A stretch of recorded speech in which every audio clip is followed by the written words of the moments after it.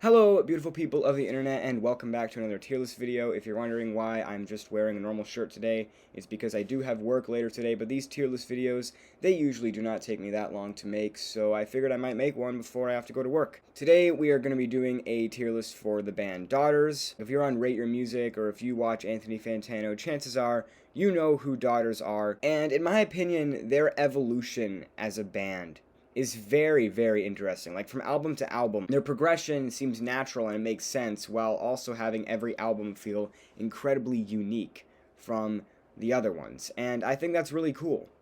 So without further ado, let's get into the tier list. So starting out with their 2003 debut here, Canada Songs. This album is only 11 minutes long, but in those 11 minutes, it just packs in so much chaos and energy and intensity. And most of the songs are only around like a minute long, like 30 seconds to a minute. Sometimes they get to be almost about 2 minutes. And there's some like really funny, kind of humorous song titles for these tracks, such as I Slept with the Daughters and All I Got Was This Lousy Song Written About Me, as well as my personal favorite, Pants, Meat Shit. It's kind of hard to describe like individual tracks on this record since they all just kind of come together and create this really chaotic, disorientating, noisy experience, but like you do occasionally get some kind of weird nuances here and there, such as like sometimes there will be like a weird ambient passage in the middle of a song, or like the song Jones from Indiana, which ends with like just like weird like avant-garde noise type shit. My personal favorite track is the closing track, Ghost with the Most.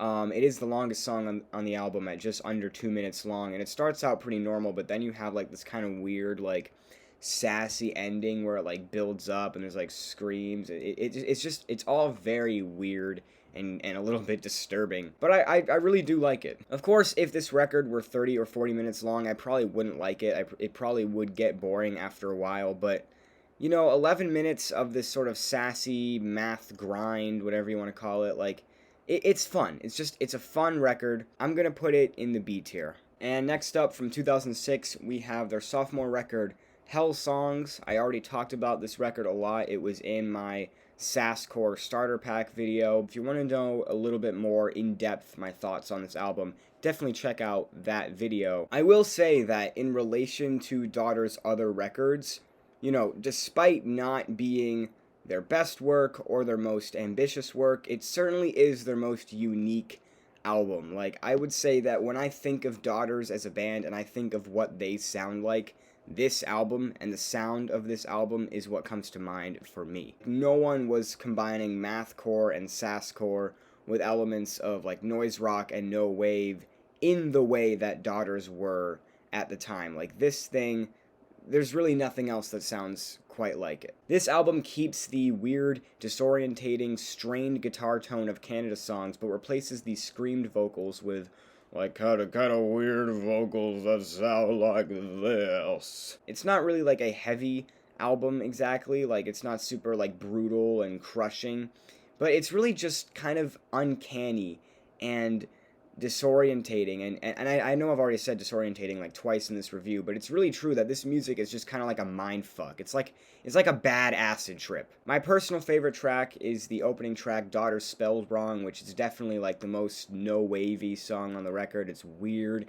it's slow, it's kind of uncanny, it has a lot of guitar feedback. It's a really fucking weird song. I also really love the song Recorded Inside a Pyramid. The guitar riff is probably the most catchy moment on the record. I think it's pretty great. Overall, though, I think it's far from their best work, but still quite good.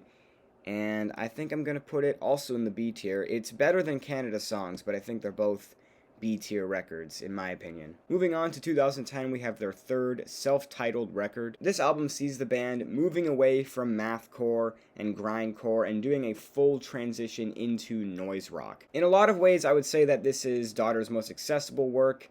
The songs are definitely more catchy, and they're also more structured, if that makes sense. But they didn't really sacrifice any of, like, just the weirdness and the noisiness of their previous two records. It's still definitely a very weird album. And it even still keeps some of the sassy vocals of their previous two records, especially on tracks like The First Supper with those weird freaky moans. Every track on here is an absolute banger. You have some more, like, melodic riffs, such as, like, the very anthemic song The Hit, as well as the more like bluesy song Sweet Georgia Brown. My favorite song on the record, and one of my favorite Daughters songs ever, would be Our Queens, which has like these really chunky, heavy riffs, but then it has that sassy section towards the end that makes you want to dance until you die. It's fantastic. Every song on the record is fantastic. At its core, it's a straight up rock record, but like the flaming guitar tone, the heavy and catchy riffs, and like the weird sarcastic tone of the vocals make it just a really fun, wild, crazy ride, and I would highly recommend it. Oh, and I should also mention that this album was released after the band broke up. Like, they had just finished recording it, then they broke up, and then this was released. And considering how much turmoil was going on in the band with like what artistic direction they wanted to go in, it's kind of crazy that the record came out as good as it is. So, yeah, I'm definitely going to put it in the A tier. It's closer to the S tier than it is to the B tier, but I feel like I can't really put it in the S tier just because it's not quite Daughters' best work. Next up, we have their fourth record, their 2018 comeback album, You Won't Get What You Want. And I already kind of spoiled it just a minute ago, but this is easily Daughters' magnum opus on an artistic level. This thing is a brilliant, brilliant record. All of these records right here, they're weird, but they're fun. This record isn't fun. This record is fucking terrifying. This record takes the heavy, dissonant noise rock sound of their self-titled release, but it adds in elements of industrial rock and post-punk, and it really enhances the sound. And I gotta say, every track on this record is unique from the rest, and yet it still manages to function together as one cohesive piece of music, and I think that's really impressive. You really know you're in for something with the opening track, City Song, which starts out very quietly, kind of minimalistic, but then towards the end it explodes with like dissonance and screaming and yelling. It's terrifying. Like I said, it actually feels very nightmarish, and you know you're in for something after you hear it. You have tracks like The Lord's Song and The Reason They Hate Me, which are kind of straight up noise rock bangers, similar to their self-titled record. And then tracks like Satan in the Wait and Daughter take influence from gothic rock and dark wave to make like this really haunting and hypnotic atmosphere. It's not a concept record, but it kind of feels like one in the way that every track just so perfectly moves to the next one. Like it feels like a journey through some sort of dystopia. And every single song, with both the lyrics and the music, is just dripping with dark, disturbing imagery, and I love it. Honestly, I could talk about this record forever, but I will end by saying there is a reason this is one of the only 10s that Anthony Fantano has given in his entire career, and I really do think it is deserving of that rating. It is one of my favorite albums of all time, and I would easily put it in the S tier. Easily. So yeah, that's my tier list ranking of every record by Daughters so far. I'm hoping that they continue their streak and put out some more albums, because what they've been doing lately has been amazing, so I hope that they continue to do that. And yeah, I think this, You Won't Get What You Want, is easily their best record, easily their most artistic album. It's very ambitious.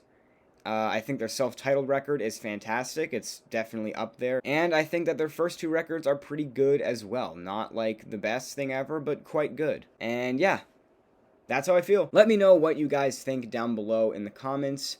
What's your favorite Daughters record? How would you rank them? What do you think of my tier list? And what bands and artists do you think I should do a tier list for next? Be sure to give this video a like if you enjoyed it, and subscribe if you want to see more content like this. And yeah, that's gonna just about do it for this video. Yeah, see you next time. Bye!